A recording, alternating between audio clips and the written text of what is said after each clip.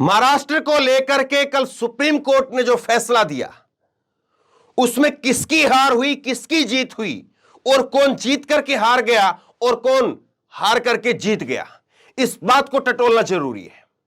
Supreme court में कल जो फैसला आया, उसके बाद में बीजेपी एकनाथ शिंदे लड्डू तो बांट रहे हैं, लेकिन क्या वाकई उनके मन में भी लड्डू फूट रहे हैं, या मन में सौ सौ घड़े फूट रहे हैं कि ये क्या हो गया।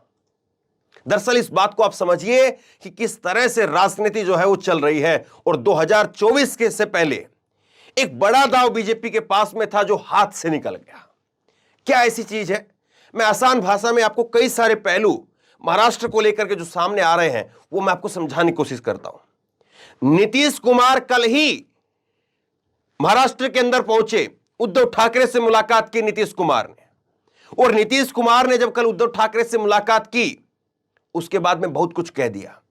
उद्धव ठाकरे ने भी बहुत कुछ कह दिया, और एकनाथ शिंदे और देवेंद्र फडणवीस उन्होंने भी प्रेस कॉन्फ्रेंस की, लेकिन वो बात नहीं कह पाए जो बात उनके मन के अंदर थी। दरअसल अगर सुप्रीम कोर्ट कल महाराष्ट्र को लेकर के अगर बीजेपी के खिलाफ फैसला दे देता और बीजेपी की सरकार जो है वो फिर गिरने पर अगर आ जाती, तो फिर अजीत पवार की एंट्री होती, अजीत पवार को लाया जाता, और अगर अजीत पवार को लाया जाता तो विपक्षी एकता जो बन रही है, जो नीतीश कुमार घूम रहे हैं, जो कांग्रेस पार्टी सबको लामबंद कर रही है, उसमें से अजीत पवार निकल जाते, शरद पवार का जो चेहरा है वो डेंट हो जाता। और इसके बाद क्या होता? इसके बाद यह होता कि 2024 की एकता को लेकर के अभी तक जो बातें हो रही है, और इसमें अभी तक कोई डेंट नहीं लगा है, पहला डेंट लग जाता कि देखिए ये तो पहले ही छोड़ छोड़ करके जाने लगे, ये क्या साथ होंगे, ये तो औरों को साथ क्या लेकर के आएंगे, जो इनके साथ थे, जो सरकार में थे, जो विपक्ष में थे, वही निकल करके चले गए। तो कैसे बीजेपी उसकी जीत करके हार हो गई है। अगर बीजेपी हारती तो जाहिर सी बात है, अजीत पवार से जैसे बातचीत चल रही थी, जो खबरें आ रही थी अजीत पवार को लेकर के, जो शरद पवार ने अपना इस्तीफा तक दे दिया था, वो अजीत पवार जो है वो बीजेपी के साथ चले जाते, बीजेपी उनको मुख्यमंत्री बना देती, और वो 40 विधायक जो है वो एनसीपी के लेकर के आ जाते हैं। तो आप बताइए बीजेपी की यहां पर जो है वो जीत करके हार हुई या नहीं हुई? क्योंकि बड़ी चीज आपके हाथ लगती, अजीत पवार आपके हाथ लगते। अब अजीत पवार भी नहीं आएंगे, क्योंकि अजीत पवार को मालूम है कि यहां पर किस्सा जो है वो खत्म हो गया है, यहां पर अब मुख्यमंत्री तो बनाएंगे नहीं, जब मुख्यमंत्री बनाएंगे नहीं तो वो आएंगे क्यों? डिप्टी सीएम तो वो कभी भी महाविकास आघाड़ी की सरकार बनेगी तो उसमें बन जाएंगे आराम से। तो कैसे जो है वो तस्वीर को अगर आप समझेंगे, तो कैसे 2024 से पहले बीजेपी जिस विपक्षी एकता को तोड़ सकती थी, उसके पास में एक मौका था, सुप्रीम कोर्ट के फैसले से वो मौका भी उसके हाथ से चला गया। और यह भी समझिए आप कि अब जो है नीतीश कुमार वहां पर पहुंचे हैं, उद्धव ठाकरे से मुलाकात की है, और उद्धव ठाकरे से मुलाकात करने के बाद शरद पवार का भी बयान आया है, और उन्होंने भी कहा है कि हमारा महाविकास आघाड़ी का, और कांग्रेस की तरफ से नाना पटोले का बयान आया, उन्होंने कहा कि हमारा महाविकास आघाड़ी का जो गठबंधन था वो और मजबूत हुआ है, वो कम नहीं हुआ है। क्यों? क्योंकि सुप्रीम कोर्ट ने हमारे हक में बात कही है। सुप्रीम कोर्ट ने कहा है कि उद्धव ठाकरे अगर इस्तीफा नहीं देते तो हम उनको मुख्यमंत्री बना देते। यानी सुप्रीम कोर्ट भी एक तरह से इस बात को कह रहा है कि उद्धव ठाकरे आज भी सीएम हैं, क्योंकि जब सरकार बनी थी तो सब पार्टियों ने उनको अपना नेता चुना था। हां, यह बात अलग है कि उन्होंने इस्तीफा खुद ही दे दिया, तो अब हम उसमें कर क्या सकते हैं। और अपने उस इस्तीफे के अंदर उन्होंने 3 लाइनें लिखी थी। अगर वो इस पूरी घटनाक्रम का जिक्र कर देते तो भी हम जो है इस बारे में विचार करते, ये सुप्रीम कोर्ट ने कहा है। यानी तस्वीर जो है बहुत हद तक साफ हो गई है। उद्धव ठाकरे का जो बयान आया, उद्धव ठाकरे कह रहे कि मैंने जिस तरह से नैतिकता के आधार पर इस्तीफा दिया था, आप में अगर हिम्मत है तो इस्तीफा दीजिए। क्यों? क्योंकि राज्यपाल के कदम को असंवैधानिक बताया है, कानून के खिलाफ बताया है, स्पीकर को गलत बताया है। यहां पर महाविकास आघाड़ी उद्धव ठाकरे की, कांग्रेस की, शरद पवार के पार्टी की, उनकी कोई गलती बताई ही नहीं है। किसी प्रकार से उनकी कोई गलती नहीं बताई है। केवल उनकी एक ही गलती यह है कि उन्होंने खुद ही इस्तीफा दे दिया। उसके अलावा सारी गलतियां वो बीजेपी के खाने में गई है। अब इसका फायदा क्या होगा? इसका फायदा यह होगा कि उद्धव ठाकरे जो है वो पहले से और मजबूती के साथ में, पहले से और ताकत के साथ में वो लोगों के बीच में जाएंगे और कहेंगे कि देखिए सुप्रीम कोर्ट भी मान रहा है, सुप्रीम कोर्ट भी मान रहा है और सुप्रीम कोर्ट कह रहा है कि साहब ये गलत किया, इन्होंने ये गलत किया। किस तरह से स्पीकर के जरिए जो है वो शिवसेना उद्धव, इसमें जो है शिंदे के गुट के लोगों को जो है बनाया गया।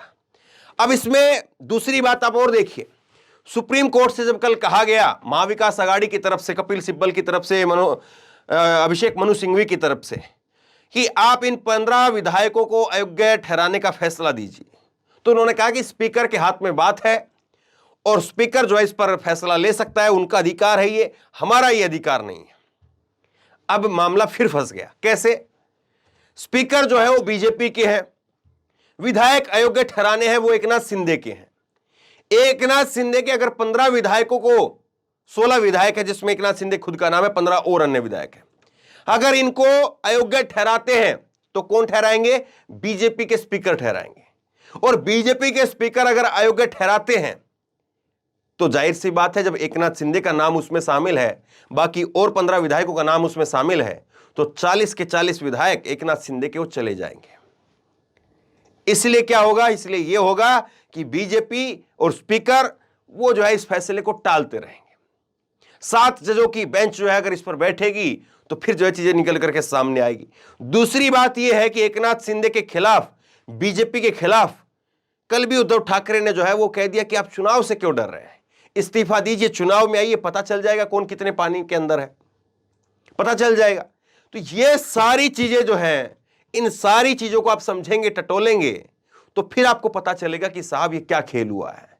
देखिए राजनीति जो है ना बहुत सीधी चीज नहीं, बहुत टेढ़ी चीज है।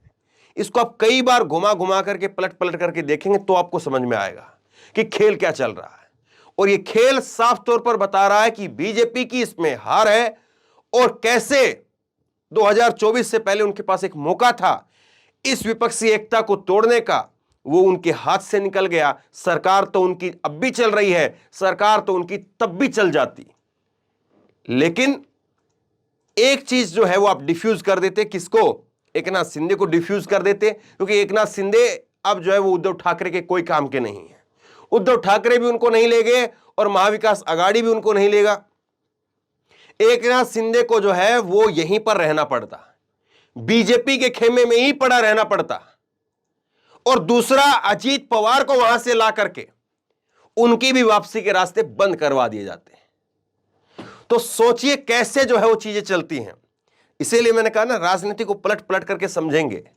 बीजेपी के पास में बहुत अच्छा मौका था, एकनाथ शिंदे कहीं नहीं जाने वाले थे, उल्टा देवेंद्र फडणवीस और उधर से आ जाते, सरकार फिर भी चलती रहती। आज जो है वो एकनाथ शिंदे को कुर्सी पर बैठाया हुआ है, कल अजीत पवार को कुर्सी पर बैठा देते, सरकार उन्हीं की चलती। लेकिन कैसे? अब सारी खिचड़ी जो है वो खराब हो गई है और कैसे जो है अब फिलहाल लड्डू जरूर बांट रहे हैं, लेकिन मन में लड्डू नहीं फूट रहे हैं। मन के अंदर लड्डू नहीं फूट रहे हैं और मन में घड़े फूट रहे हैं। जैसे कहावत है ना, 100 घड़े फूटना, वो 100 घड़े फूट रहे हैं कि ये तो साहब, एक तो यहां पर जो है हमारे ही राज्यपाल को जो है वो जो फैसला था उसको गलत ठहराया, स्पीकर को गलत ठहराया, ये नैतिकता के आधार पर जो इसको मजबूत कर दिया, उद्धव ठाकरे को मजबूत कर दिया ना। ये महाविकास आघाड़ी का जो गठबंधन है ये टूटा। 48 सीटें हैं महाराष्ट्र की, 48 सीटें, दूसरा सबसे बड़ा सूबा है। और ये सोच करके चलिए कि चौथा ऐसा बड़ा राज्य है जहां पर सबसे बड़ा खतरा था कि बीजेपी को कैसे जो है वो बीजेपी के खिलाफ एक विपक्ष खड़ा किया जाए। ये बड़ा राज्य, देखिए यूपी के अंदर एक तरफ बीजेपी है और दूसरी तरफ सारी पार्टियां होंगी। बिहार में सारी पार्टियां ऐसे ही है, उसके बाद बंगाल में सारी पार्टियां एक तरफ है और चौथा राज्य था महाराष्ट्र, जहां पर अगर शरद पवार की पार्टी एनसीपी, अजीत पवार उधर चले जाते तो फिर कई सारे खेमे हो जाते। 48 सीटों में से कौन किसके हाथ क्या लगता वो फिर मुश्किल था। लेकिन अब तस्वीर बहुत कुछ बदल गई है। तो बहरहाल उम्मीद करता हूं कि आपको आसान भाषा में पूरी तस्वीर जो है समझ में आई होगी। लोगों तक इस वीडियो को पहुंचाइए। आप क्या सोचते हैं नीचे कमेंट बॉक्स में लिख करके मुझे जरूर बताइए। और इसी तरह की तमाम खबरों के लिए ऑनलाइन न्यूज इंडेक्स सब्सक्राइब कीजिए, साथ में जो बेल आइकन है घंटे उसको जरूर दबाइए, ताकि जैसे कोई खबर अपलोड करें उसकी नोटिफिकेशन सीधे सबसे पहले आपको मिल सके। धन्यवाद। इस खबर को अभी लाइक करें, शेयर करें, अभी चैनल को सब्सक्राइब करें और घंटी जरूर दबाएं।